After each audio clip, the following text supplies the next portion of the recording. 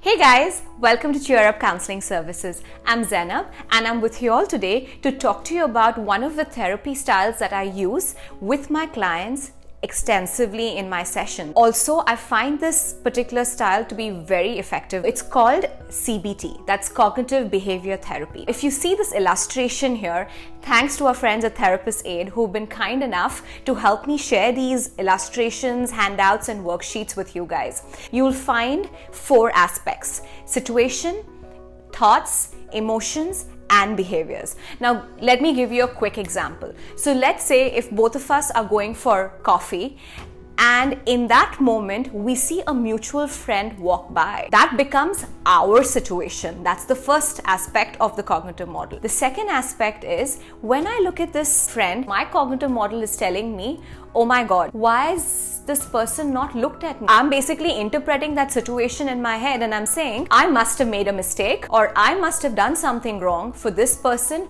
not to look at me and not talk to me at all. Now, clearly, if I'm having these worrisome thoughts, my emotion there completely goes into I'm freaking out. So I'm anxious, and that can quickly get into feeling sad, angry and frustrated. Imagine if I'm having these difficult emotions to deal with at that point in time, what is my behavior towards you or the situation?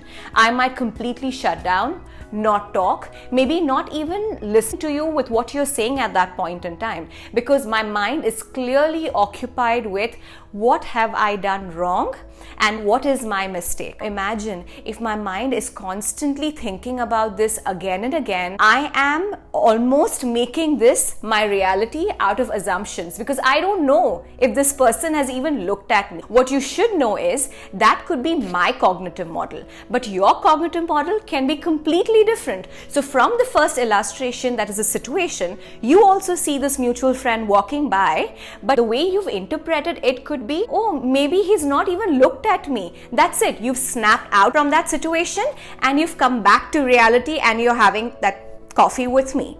So you see how 2 people can have a very different cognitive model, different ways of interpreting situations. If I am constantly interpreting situations with certain unhelpful thinking styles, clearly my behaviors are also getting unhealthy. I am clearly dealing with difficult emotion. And the first aspect that I'm talking to you about is the cognitive model.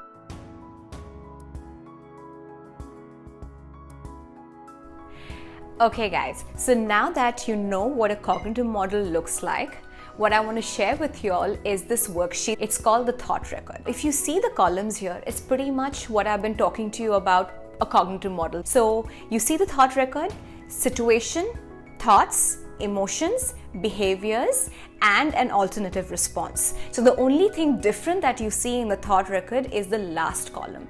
Now let's go back to the example that I gave you earlier. Both of us in the coffee shop, my thought process, oh my God, I've made a mistake and this person will never talk to me ever again. So that goes into my second column, thought processes. If I want to break my cycle, keeping in mind the difficult emotions that goes on after those worrisome thoughts, unhelpful behaviors. So my alternative response could be, Zainab, this person has not even told you if this person is upset with you. So there could be a huge chance that this person has not seen me at all.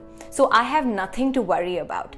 The minute I even say this to myself, and even while you are listening to it, you will feel a huge sense of relief. Some people are able to break these cycles effectively, some are not. Some are able to break a few, and some cognitive models remain and get reinforced with every situation that we encounter. If you guys are able to start analyzing your cognitive models and use this thought record sheet to put down these situations, what your thought processes are, how am I feeling, what is my behavior from there, can I give myself an alternative response? If I'm finding it challenging to give myself an alternative response, that will be the time that you might want to reach out for some help. I find CBT extremely helpful. I would really encourage you all to use this handout that I'm showing you all. Again, thanks to our friends at Therapist Aid who've been kind enough to share it.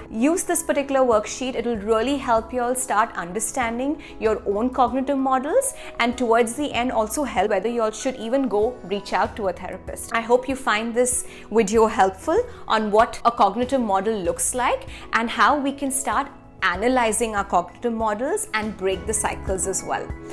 I'm hoping to see you all next week with another mental health video. Thank you. Bye-bye.